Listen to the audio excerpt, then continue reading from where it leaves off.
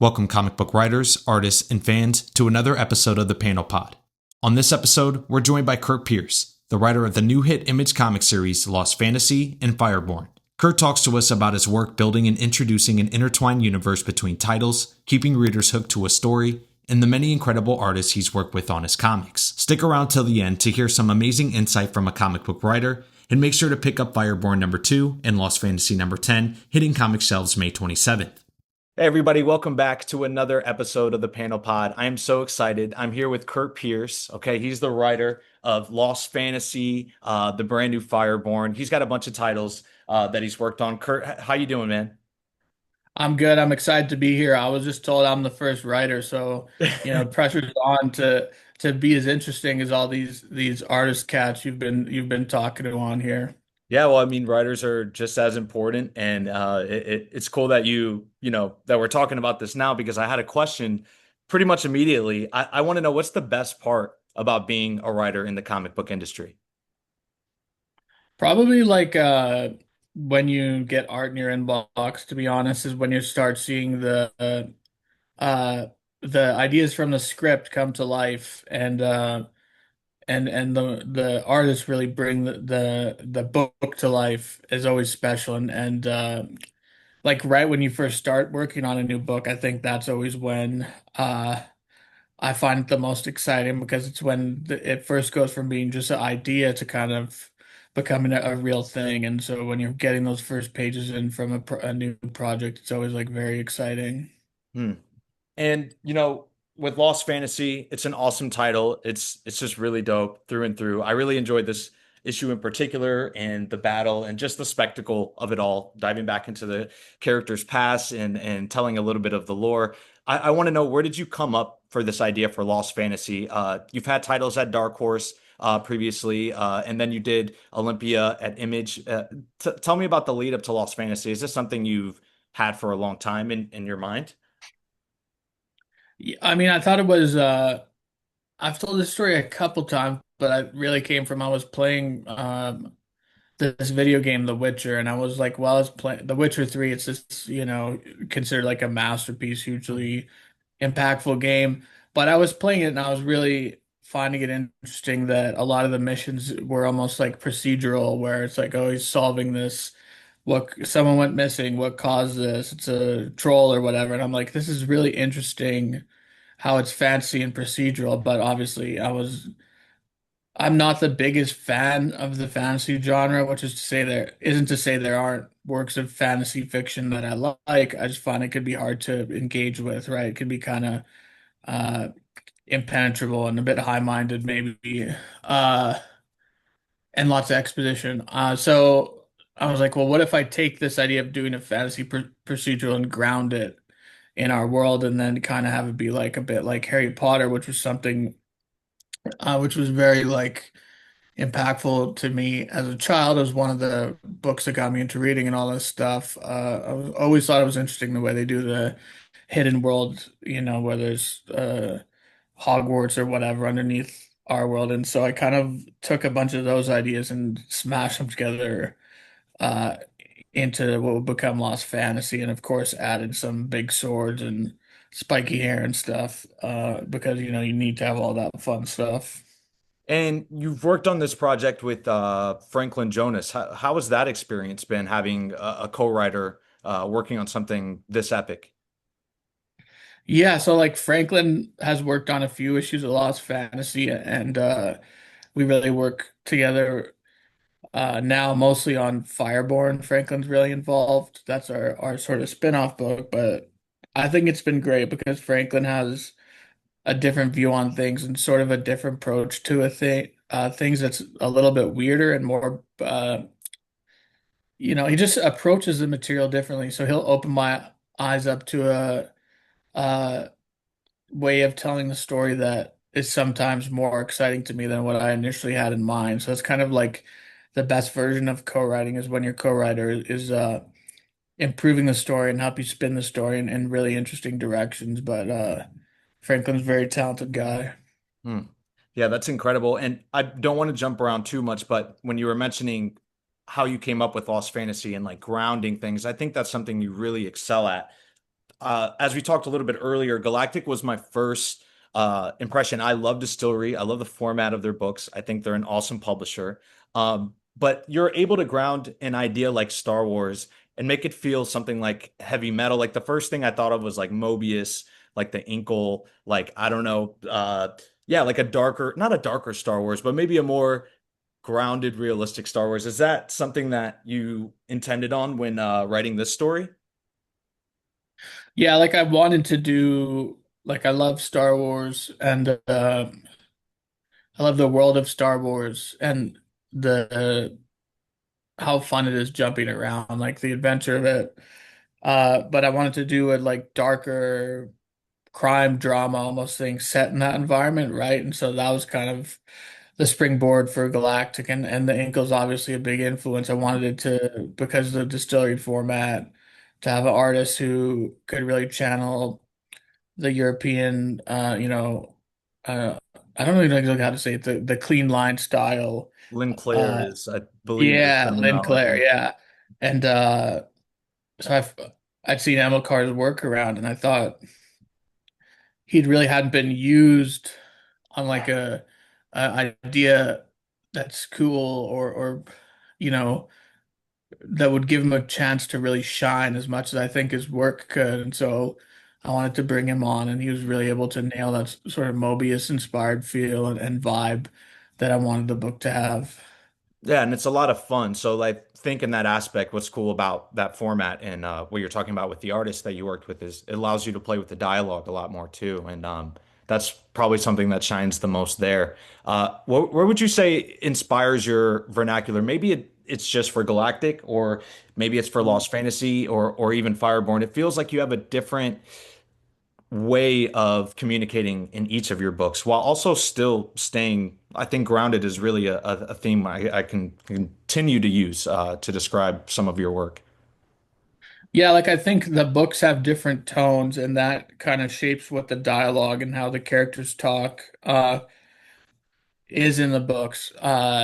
Like for example, Fireborn is more of a classical teen superhero story, right? So there's more captions in Fireborn that are, traditional. It's more traditional narratively in certain ways where there's third person narration captions and when he gets into fights, he does a little bit of the Spider-Man quip type stuff because while we're trying to make the book different in some ways and it is really kind of what people are showing up for, right? People have really embraced Fireborn because they want a new superhero book that feels like it's the heir to Invincible Mm. or, gives them that feel of the classic Spider-Man comics, but with a new, ultra-violent manga inspired spin. And so there's elements of that. And like that sort of writing doesn't fit as well in Lost Fantasy or even Galactic. Galactic has sort of a more uh has like a running voiceover and narrative in it, but it's sort of a third person one. It's almost like an omniscient narrator, and it has uh it has more of like a Tarantino sort of spark to it, and I jump around a lot, and there's sort of non-linear structure in that more than there is in Fireborn. Fireborn deploys it as well.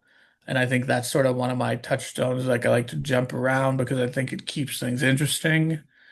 Uh, but all the books sort of have different voices and tones because I think each project should sound different. Like the characters should feel like their own thing, not just a product of me as a writer, even though there's certain things that are stylistic through lines through like every book. That's incredible. And we talked about a little bit earlier. One of the best things you said about being a writer is getting that art in your inbox. Working with Patrick Mulholland, what was that experience like? Because even all the artists you've worked with have been incredible, but I think that manga look that you were going for obviously understands the climate or landscape of comic books right now and what's going to make people pick those titles up. So I want to know how you landed on Patrick. So Patrick was interesting. I remember seeing so it was actually I'd seen he was supposed to do a different book with Distillery, and I saw some of his artwork and from the book, and I was like really impressed by it. There's like a real energy to it, and just like a cool factor to it. Uh, I thought I saw Patrick had an opening in his schedule, and I just was thinking, okay, this got to be really perfect for this book. And he drawn a few Batman pinups and stuff online that I thought were really, impressive. And he had just a vibe to his work. And the thing with Patrick too is his work was good from the start. Like all of Patrick's pages are good. There hasn't been one page where I haven't been impressed. But like through the course of the first issue of Fireborn, you can really see him. He hits like a level up near the end of the book, and I feel like myself, the editor, everyone involved saw that and was blown away by the sort of ending fight scenes in it, where it's like Patrick just hit a new his stride, and we were all really blown away. And as we continue working on the book, just I'm just every page comes in, there's more and more fun stuff. I think it just has this energy and feel and vibe to it and coolness that is perfect for what this generation wants to see in superhero comics. I can definitely agree with that. And I also just forgot to like congratulate you on the success of the book. That's really awesome. So major props. And even on TikTok, I had posted the Fireborn video, and there was somebody that commented like 3 days ago, and we did the video a while ago, maybe a month or two or something like that. And somebody commented and was like, "Oh my gosh, yeah, I've been reading this Fireborn, whatever." I don't know. They commented something, and they had a Fireborn profile picture, and I'm like, that's the type of impact, that I think uh, is important, where people are like, oh my gosh, I like the way that this looks ultimately, and then dive in from there. So much so that they're putting it as their profile picture. So I I think, mean, that's crazy to me, and I think uh the book. Thank you for the kind words and thank you for the video. I think it helped us, you know, get a lot of people, on board of the book. I think I appreciate you doing that, and I think the thing about Fireborn that I've realized is, uh, people are really responding to the character. They're just drawn to check it out because it looks so cool, and that the costume's cool, right? Which is again a credit to Patrick. The team and I really worked with him to like nail it down and went through a few iterations. But the reality of it is, I feel like Patrick's, you know, one of a kind, and there's really not anyone else who could have got that design mm, the way he did it. And so that's really all credit to Patrick. And then really, I just think it's like the rule of cool. People want shit's got to be cool, right? It's like it's so simple, but so many comic creators forget it. You get too high-minded, you're trying to be the next Alan Moore or whatever. You start to like sniffing your farts a bit too much, right? right, And yeah. you forget this shit's gotta look cool, right? And that's the one thing I always say, it's gotta be cool as possible. We want to make the books great and obviously want the writing to be great, but a cool character, a cool cover, it pulls people in. Like it's a visual medium, right? And I think that's something with Fireborn we were super cognizant of. It's like, okay, if we're making a new superhero, it has to be able to go toe to toe with like Spawn or any of these, Mm. you know, super iconic characters. Because if you're just going to make a Diet Coke version of Spider-Man or Superman, like sort of what's the point? Like people are not interested in that. Yeah, and I also think what helps is the character building that you're doing. I don't know from your perspective if you have like this whole arc planned out for Fireborn and his character, but because you make him so angsty, like in the beginning of this, just in this issue overall, and emotional, because I don't want to spoil it for anyone out there, but what happens at the very end, he uses his power to do something he wouldn't have imagined he'd do a couple of weeks ago. So it's kind of one of those things like you're leaving a lot of room for this character to grow, and do what you want with the character ultimately. Similar to Invincible, like early on, I heard something from Robert Kirkman that was like, I don't know if they were driving the story forward exactly how they wanted to, but you can kind of learn from those and balance the story out the way you want to. I don't know if it's making sense to you, but with your character, you're just opening a lot more for the character to grow, I'd say. Yeah, I mean, like with Aaron, the thing with him is like, yeah, he does start from a place of being very angsty and sort of almost like an asshole. Mm. And we're sort of cognizant of that, but that's sort of his journey and where he's at. Because the story we're trying to tell is that like this kid, I mean, even with Peter Parker, the whole thing is like that. Uh, he is sort of an asshole before he really accepts the mantle, right? He has that moment where he doesn't stop the robber, and that's the guy who kills his Uncle Ben. So Mm. it's like these characters have to go on these journeys, and our character's journey is he's in a point where he's sort of a angry young man, which I think is something like kids can relate to be honest. Yeah. And he's someone frustrated with his place in life, and so he's sort of lashing out, and then he's given this, big responsibility and big power, and it's about how he contends with that, and how is that gonna shape him. So I think it's interesting character drama. I do understand people. I mean, I don't understand the people who just, characters don't have to instantly be likable, right? You're supposed to Mm. go on a journey with these characters, I think. And I'm always drawn to characters who are sort of how do you say it? Rough around the edges and interesting. So like with Aaron, that's what we're really trying to do. We're trying to get you invested in him, but also like it's not just a cardboard cutout, right? He's someone with a complex story and personality. And will we get to see him make some choices like along the way that will, depend on whether or not we're going to call him a hero or an anti-hero or someone that rides that line? I could only imagine that he was going to be a hero, but I'm not the writer, so I can't say for sure. Yeah, like I think we'll see Aaron ride that line.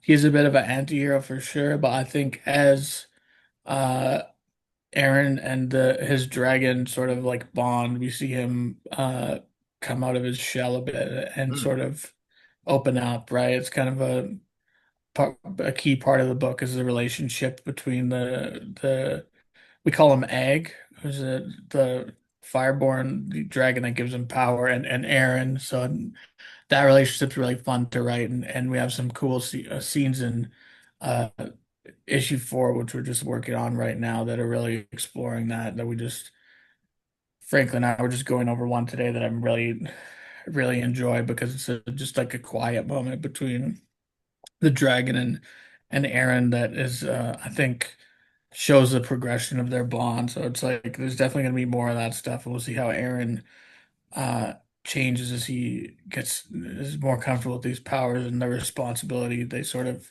bring to him. And you have both issues, Lost Fantasy number 10, I believe, and as well as Fireborn issue 2, and that's May 27th. Are these issues going to, I know that, I don't know if we talked about it earlier, but these both take place in the same world. Are these issues going to overlap in any way because they're coming out the same day? So the books overlapped in issue 9 of Lost Fantasy and issue 1 of Fireborn. Lost Fantasy 9 directly sets up Fireborn, but moving forward, there'll be crossover points, but not necessarily like not every issue will cross over because we want people to be able to, if you just want to read Lost Fantasy, you can do that. If you just want to read Fireborn, you can do that. But there'll be sort of key issues where there's crossover. So the next time the books will cross over will be issue 13 of Lost Fantasy and issue 5 of Fireborn. Hmm. And is there an end to this overall story, or is this something that you plan on continuing to serialize?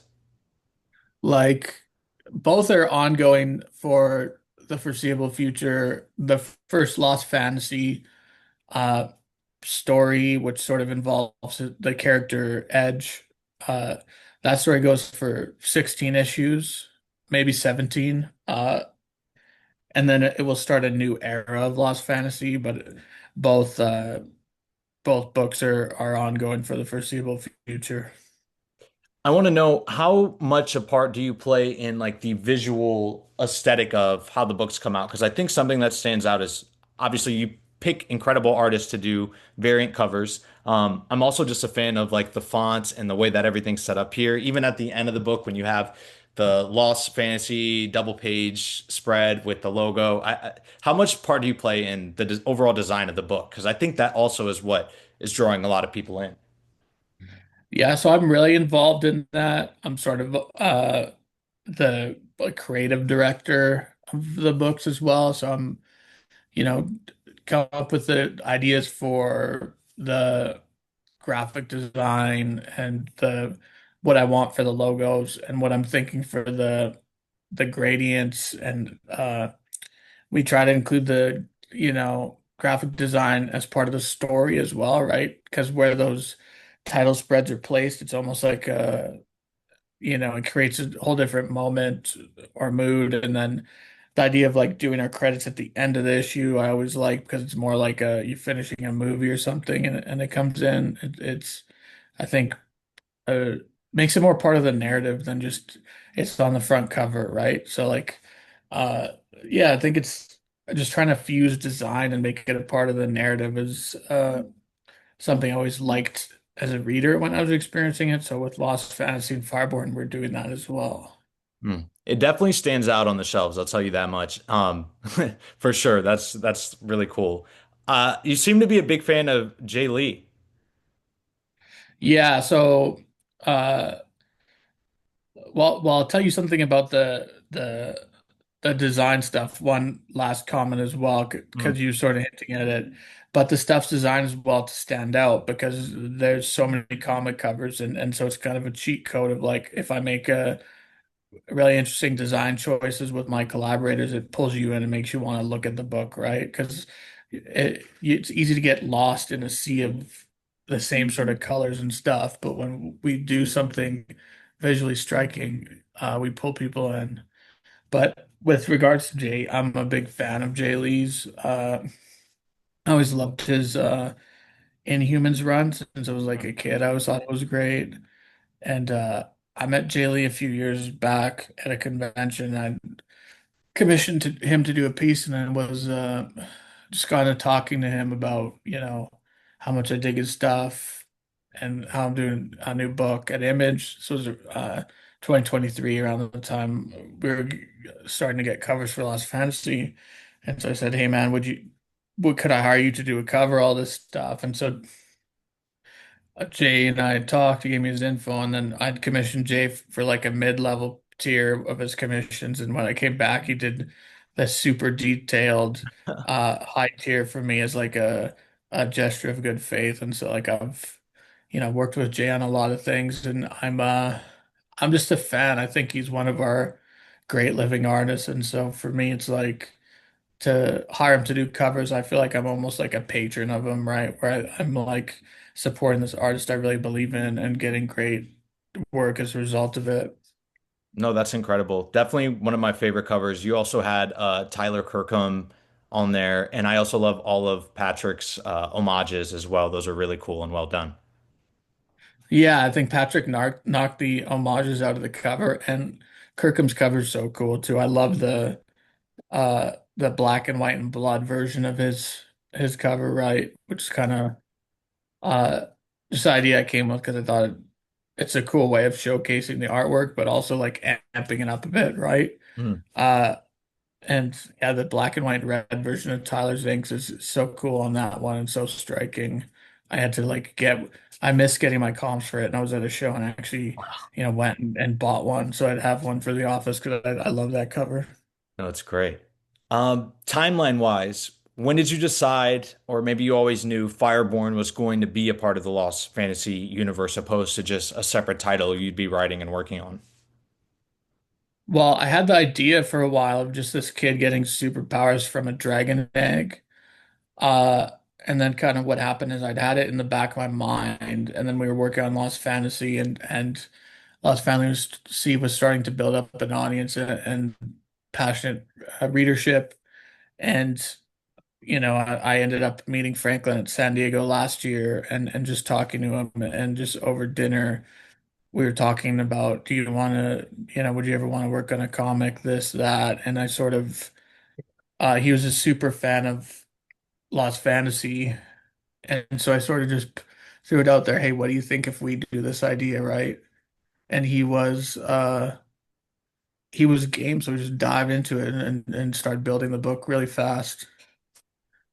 No, that's incredible. And when it came to picking the artist, we talked about Patrick. Was he your first choice? I think he was because I looked at a couple.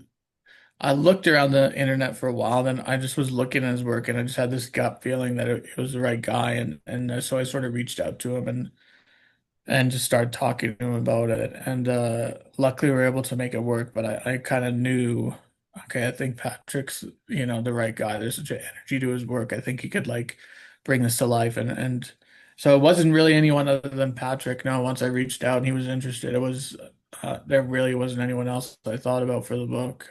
Hmm. And I also noticed in the very back of Lost Fantasy and on your Instagram as well, a cover also by Jay Lee for The Objectivist. Can you tell me anything about that? Yeah, so it's a Kickstarter project I'll be launching soon. It's another sort of superhero idea, but it's a very like almost R-rated, ultra-violent one. It's sort of inspired by Steve Ditko's work on Mr. A and Hmm. the question and the Randian ideology. So it's sort of about a vigilante in a like Art Deco city that's sort of crumbling due to political mismanagement and societal collapse. And it's about a guy who's an architect in the city and gets obsessed with a cartoon that's sort of based on Mr. A, like a almost like chick tract objectivist thing. And so he starts dressing like this character and going out and attacking and killing people he believe is causing the rot of his society and destroying it. And so it's kind of a, you know, revenge, ultra violent superhero thing, but with some heady elements to it, and it explores a lot of ideas. So it's working on that. We're going to do his original graphic novel published exclusively through Kickstarter, Jaylee cover, and then art by Alex Dioto, who's a very close collaborator of mine for many years. Hmm. It's cool you brought up Steve Ditko and then obviously The Objectivist. That's like his whole thing as well. So that's really cool. That leads me to another question. If there was an era or I should say age of comics that let's just say we had a time machine, we could go back and we could write an issue of something. What era would you want to go back to? I think I'd want to do like the early 2000s, like 2004. Hmm. That's kind of when I was starting to read comics and when I was really falling in love with comics, and so I have like a real soft spot for it. It was like when Marvel's trying to start to do a lot of the stuff with Bendis, like his Daredevil, Ultimate Spider-Man. Then at DC, there's like Hush, and I love the Michael Turner Superman Batman stuff. I'd love to. Yeah, that's a guy. If I could go back in time and work with, it would be Michael Turner because I think he's uh, one of my favorite artists, and I'm always just thinking, oh man, I wish we got more art from Michael Turner. Yeah. But so that era probably, which is not the sexist answer. Like I don't think I would say 1960s because I don't really want to write like that, right? I think Yeah. if I go back to the early 2000s, it'd be fun. Comics selling well. There's, all these guys I love working with. It was just a fun era. But that's I think everyone I've heard this thing said your favorite era of comics or comics are the ones you're reading when you're 12 or 13. And I think there's a lot of truth for that. It's like the optimal age of discovering comics, right? Yeah, that was pretty much same for me, like Ultimate Comics as well. But I also grew up with like Marvel Adventures stuff, which is funny because a lot of times I'll find or I'll be doing research on an artist and they'll have drawn like 3 issues of Marvel Adventures Team Up Spider-Man, and it's like a kid comic, but it's interesting to see like where some of these guys get their start. And it does kind of you're like, oh wow, it's like a full circle kind of moment when you see these artists nowadays. Well, that stuff was great because it gave artists a place to break in, right? Where it's like we're doing all these issues and I think we need more of that stuff, right? The comics that are specifically geared at kids, because it was they don't do as much of that stuff anymore, and it's a great place for artists to break in. It's a great place for writers to cut their teeth and for new readers to discover stuff. We're getting a lot of new readers right now, and I actually think it's great. But it's like we could always be doing more books that specifically I think are appealing to kids, right? Like a sort of something I always heard Darwin Cook talk about. Mm. Uh, just when I would listen to his interviews or anytime he speak, sort of remark about how there's very little comics made for 12 or 13-year-olds or kids where they're all so dark and gritty. It's like we should get back to a place where comics are a little more all ages, right? So I think that's kind of an interesting comment that's in the back of my mind a lot, even though I'm the guy who writes a book where the main character says fuck 22 times in the first or whatever, right? Right. Well, it appeals to somebody older that's also grown up with comics and wants to see that edge too. So you have those, two sides It of, also appeals to the 13-year-olds, right? Like when I of was course. 13, I love that shit. It's not like when you're a kid, you go, oh, there's too many swears in this comic If book. anything, Oh, you're let's like, oh my read it. God. You're like, this is cool as shit, man. I, Yeah. I shouldn't be reading it. It like makes it more exciting for you, right? Yeah, I remember So a comics shop guy. He passed me Punisher Kills the Marvel Universe, and I think that's Garth Ennis. And it's like I was like 9 years old reading that, but it was still kick ass to me. I felt like I was reading something I wasn't supposed to, but it was still dope. same with me. I read one of the first comics I read was a graphic novel collection of the Bendis Malieve Daredevil run. I think it's called Underboss, and the volume starts with them like killing Wilson Fisk in like a callback to Julius Caesar. So I was like Oh. 11 or 12, opens just Wilson Fisk getting stabbed to death with blood, but it was like so cool because I never first off knew a comic could look the way that Alex Malieve draws it, Mhm. and that's still some of my favorite comic artwork and the actual story and everything was so engrossing and incredible. Like pulled me right in. I read it in probably half an hour, the whole volume of it. I was just obsessed. And so that stuff's great too. I think it's like there's a magic in discovering ultra-violent comics or cinema as like a 12-year-old Yeah. that underrated. And another thing, and we can keep talking about this. I'm highly intrigued now. I was listening to NPR the other day, and they were talking about Harry Potter, and they were talking about Diary of a Wimpy Kid.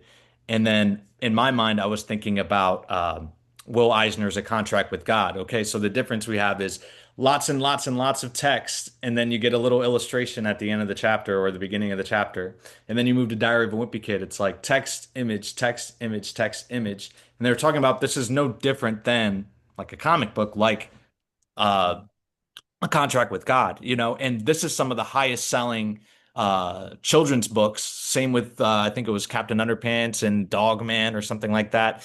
And then another one, I don't want to get her name incorrect. Um, but I think it's Smile or something like that. And these are some of the highest selling comics, although they're not the ones you're picking up off your shelves. This is what younger readers are picking up. You know what I mean? So I think to lead that into a question is you definitely have range as a writer. Would you ever have interest in doing a project specifically catered towards children because it is hot right now still? Yeah, I mean, I would do an all ages project if I have a good all ages idea. I wouldn't just do a Just cause. project just to chase a market. Mm. Like, I think it's kind of, I don't know, I have to find it interesting creatively first. I think it's like, there's a lot of really cool manga that's all ages as well, like like Nausicaa, Valley of the Wind, that sort of stuff is more what I would try and make than like a Captain Underpants or whatever. But like I also don't like I'm more interested in figuring out what's the bridge between Captain Underpants to what like I'm doing now because that's really fascinating to me. How do we pull transition those kids? Like what's the middle point? Mm. Uh because like I think if you have a cool idea to do as a young readers thing, like that's fine. But I think if like anything, if you're just doing it to chase the success or whatever, or the audience, like it's gonna suck, right? Same Mm. thing I feel about like guys who their comics are just very clearly movie pitches. Mhm. Uh, it's That's a like first, trend for sure that you see a lot of.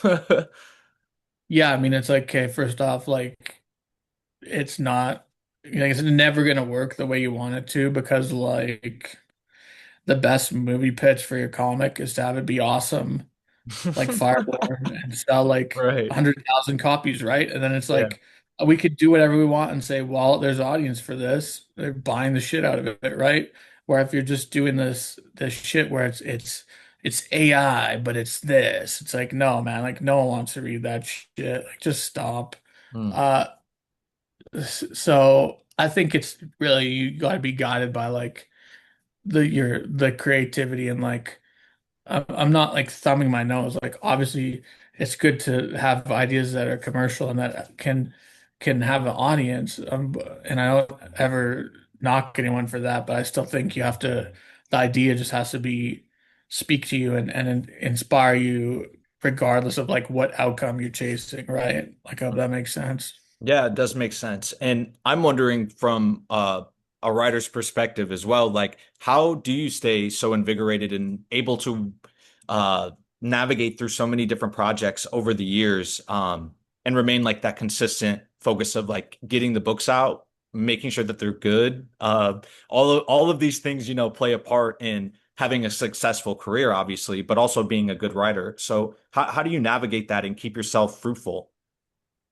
I mean, it's actually the hardest part because the busier you get, the more the the the busier you get, the harder it is to take the time to do the quality control. But like, and that's honestly the thing that takes the most time is the stage where you're going back and polishing things and fixing them and making them as good as they can be because finishing the scripts is not necessarily the hard part. Finishing the scripts and have them be good is the hard part.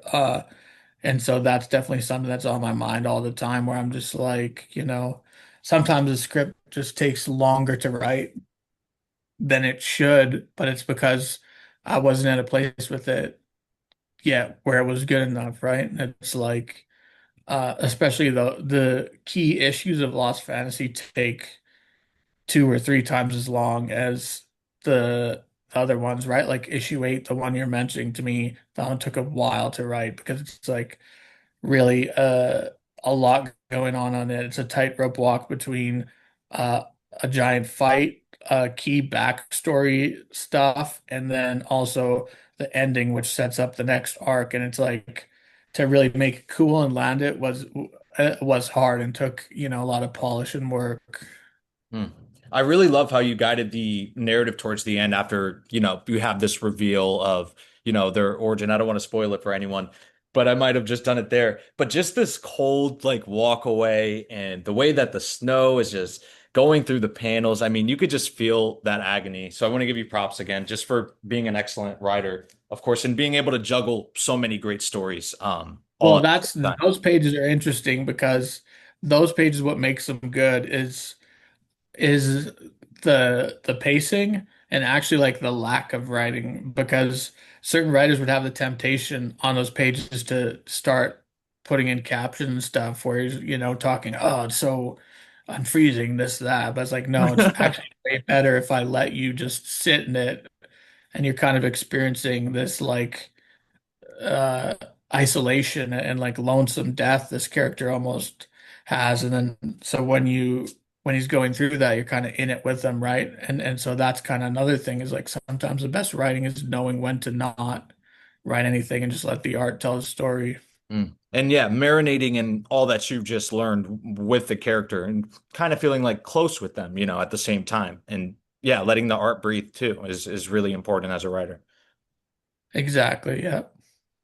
I also wanted to talk about just your beginnings as a writer. What would you say is the biggest thing that set you apart from other writers that allowed you to be, I guess, in the forefront in some ways? You're a name that I see all the time, since I've been getting into comics. I heard a quote the other day. It's funny because it's from Seth Rogen, but he says the biggest thing that'll set you apart from everyone else is not quitting. So would you attribute that type of, I should say, advice to how you made it in the industry? What were the ongoings in your brain? How did you get in and decide this was the career you wanted and that you could bank on it and go all in?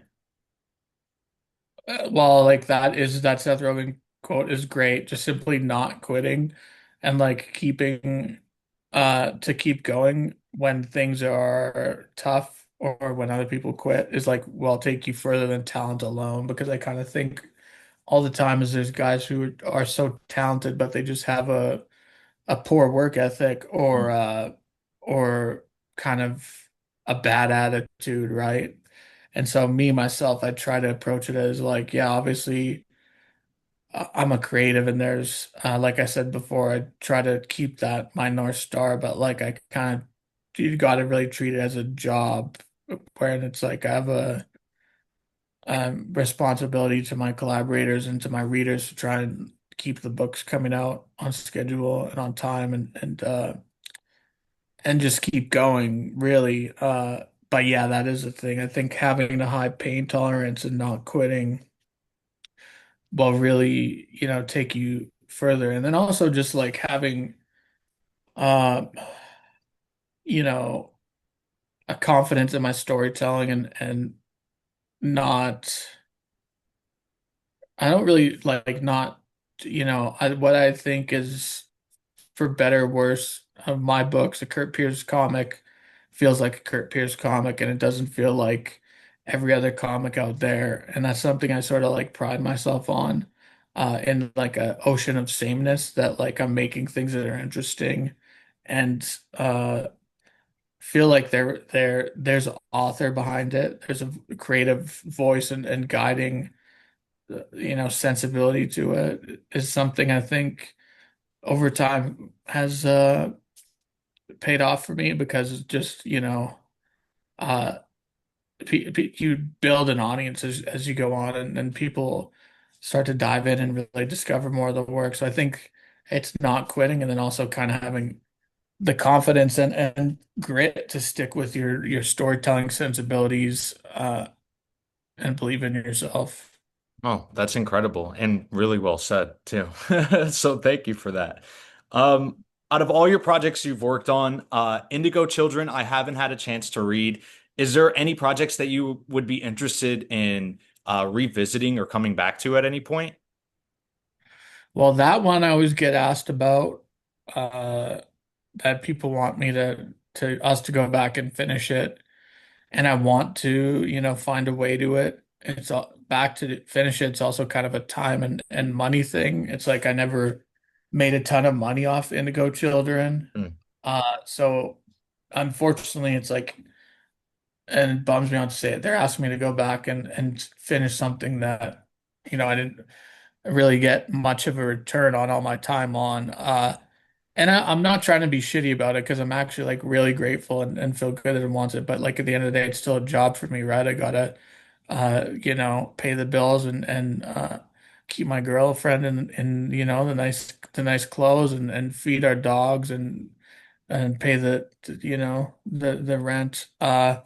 So that's part of that. I would love to go finish it, but I'm just, I'm so busy with the Lost Fantasy universe, and all the new stuff, but never say never. Like I want to finish it. I know my collaborator Rockwell uh really wants to finish it as well. So that one I want to finish and I want to get the rest of Galactic out, I'm looking forward to getting two out. It's going to be out at the end of July, and then issue three will follow very shortly. So that one I'm very excited to finish because it has such a passionate fan base and lots of people really love Galactic. And so it's been, you know, I'm really looking forward to getting that one out. Yeah, same here. Definitely because that was the first thing I got hooked on by you, and led me to your other titles, of course. Uh, I just want to know what has made it all worth it for you on this road of being a writer, getting to pick the artist that you want to work with. What's been the most rewarding part overall? Of I mean, there's been so many rewarding parts. It's been like the whole Fireborn launch has been so rewarding because it's blown up in such a huge way, and it's been many years of work to get to the point where we have a book that really goes huge like that, and it's a thing that's you can't predict, and it's sort of bigger than you as a creator. It's about when an idea or creation you have really strikes a chord. Hmm. So that's been really rewarding getting to be at a con with my brother and him see how many people are buying the books And, he's been with me when, 10, 12 years ago when we would go to shows and make no money. Uh, so that's special. And then, it's been special to work with artists whose work I love and have them want to work with me, like I'm planning on doing a book with Juan Jose Ripe, or Rip. I'm sorry, Juan, if I say it wrong, but I remember reading Juan's work, you know, 10, 15 years ago when he was doing Avatar press books with Warren Ellis and thinking it's like the coolest fucking art since Jeff Darrow. So to be Mm. doing a thing with Juan so cool, and I've had the same thing where I've gotten to work with John Romita Jr. a bit on this project. We're also supposed to be doing a distillery that I've gotten on calls with John and all this stuff and seen pages, and it's amazing. And so that's incredible getting the t and I've had conversations with Derek Robertson. We've wanted to do something together, so like getting to talk and work with amazing artists and people I respect is always a huge thrill. That's incredible. And yeah, Ramita Jr. is definitely another childhood artist from the 2000s. Obviously, he was around before that, but for me, at least, that was some of my amazing Like Spider-Man Amazing impressions. Spider-Man 500 is one of my favorite issues of all time. It's like an all-timer. Great J. Scott Campbell cover on that too, by the way. I love Jay J. Scott. Scott Campbell's Spider-Man covers on that run were so good. Like Top people just tier. think he only could draw, tits and ass, but like this guy also draws a great Spider-Man. Yeah, so much Uh, personality. It's great. 100%. Um, where are you going to be at next? Any Comic Cons? Any places we can meet you? Have you sign our books? Yeah, I'll be at San Diego. I'm gonna be going there to help to launch the new Oni book, Super Mondo Mega Mutts, with my boy Juan Gedeon. I think that book's gonna be really special and has a chance to blow up like Fireborn does. It's just so bombastic and fun. Dogs with Rob Liefeld weapons, protecting a sort of post-apocalyptic Los Angeles. A Rob Liefeld title, a new one. I didn't even know he was putting something else out. Oh no, but Rob, the weapons are inspired by Rob. Oh, okay. He's I not understand. involved in it. No, Oh, I was I gonna mean, say that's crazy. be great to have him do a cover. It'd be great, but no, it's Juan and I are very inspired by Rob's work and the aesthetic of Rob and his weapons and everything. It's he's a big influence on the book, along with like the turtles and sort of like the Warriors, also a big influence on that one because there's a whole thing of like there's all these different gangs in this. It's sort of a after a weird sci-fi apocalypse LA, and it's so there's lots of fun stuff. That book's going to be huge, and so I'm going to be at San Diego, promoting that, promoting Fireborn, promoting some new stuff as well. We're going to be launching another image series in the fall. So lots of stuff coming. I'm tired, honestly, but I think it's fun, right? Lots of people are loving the books right now. We got a lot of people reading the comics, so I want to keep them coming.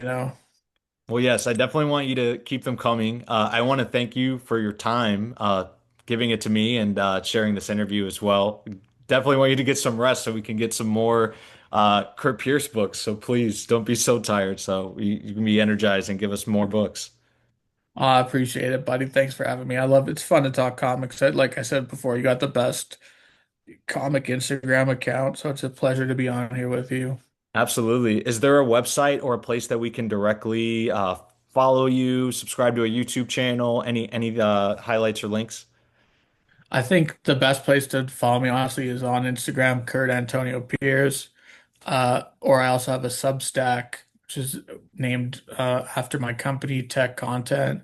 So either of those are good. Those are probably the preferable social medias. I like the where there's less yelling and arguing, right? So Instagram's got lots of pretty pictures on it, and it's a good place to post comics, art, and news. So that's where I'd say people should follow me. Absolutely. Well, thank you so much again. Everybody, this is Curt Pierce, again, writer. of Fireborn and Lost Fantasy, and I'm gonna put all the description, all the links to everything, so that you can find his comic, get on his Instagram, and follow his awesome career. So thanks again, Curt. Thanks, buddy. Appreciate it.